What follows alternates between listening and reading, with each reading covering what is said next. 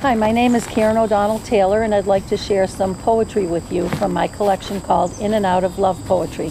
I hope you enjoy them. Maybe they will entertain you. The first one is called Fruit Basket Stalker. We'd only emailed several days, we hadn't even met, so Friday night when I got home is one I'll not forget. Upon my steps a giant box. How could this be for me? And who's it from? I rushed inside to open it and see. A gorgeous basket filled with fruit and every yummy treat. And all of this from you, a man that I had yet to meet. How did you get my address? How did you get my name? And then a knock upon my door, your second present came. A gorgeous vase of flowers, roses, pink, and lilies too, a teddy bear and chocolates, again, all came from you. I called my friend up quickly. I was shocked beyond belief. She said the gifts were lovely, and I slowly felt relief. She said that I should meet you, so I gave you a call. I left you a message, and yet that wasn't all. The phone rang, and I answered. Hello? No one was there. I hung up, and it rang again, and now another scare. I answered 3 times, said hello. No one was on the line, except it was you calling. I felt so far from fine. I was really spooked out, took my phone off of the hook, tried to watch some TV, have some wine, and read a book. But when I checked the phone again, 2 messengers were there. Just background noise, no talking, creeped me out, gave me a scare. I've never even met you. Why would you scare me so? Do you think this is funny? I'd really like to know. And Lord, I can't believe it when the next morning came. On my steps, a giant box, another just the same. A duplicate fruit basket, very lush and lavish too, and yet a different loving note. Again, it came from you. I emailed you to stop the gifts and said you creeped me out. I thought you'd get the message. I really had no doubt.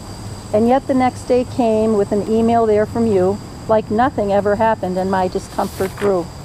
It's now been a week. I've heard nothing more. I pray I'll never see another package at my door. The next one, which was also inspired by my online dating experience, is called Dublin Scammer. Your emails were so intimate, so loving, real, and true. For weeks we emailed every day, and our connection grew.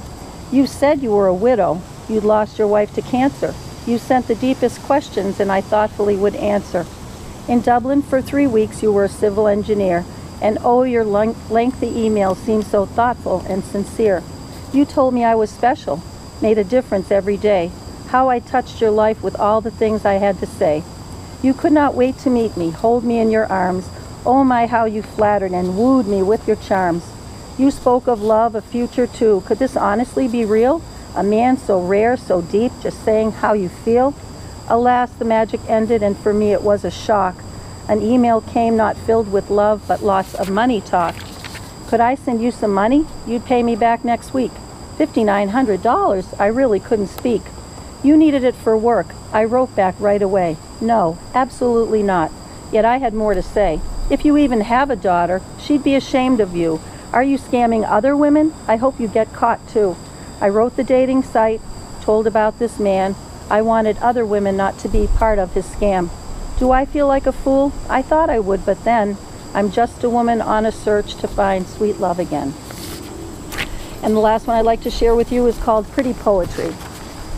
It's one of my favorites. I hope it is yours too. Poems about love are pretty and fine. They lilt and dance, shimmer and shine. They feel delicious, so sultry and sweet. They're playful, romantic, and always upbeat. But what about breakups? They're dark and alone. These poems are not pretty. They keen and they moan. They quiver and shake. They twist and they bleed. They strangle, impale us with hunger and need. Love poems are pretty, inspiring, and new. Breakups are ugly. Their poems are too. So I hope you enjoy the poems. I'll see what kind of a reaction I get, and I hope to have them published soon. Thanks for listening. Bye.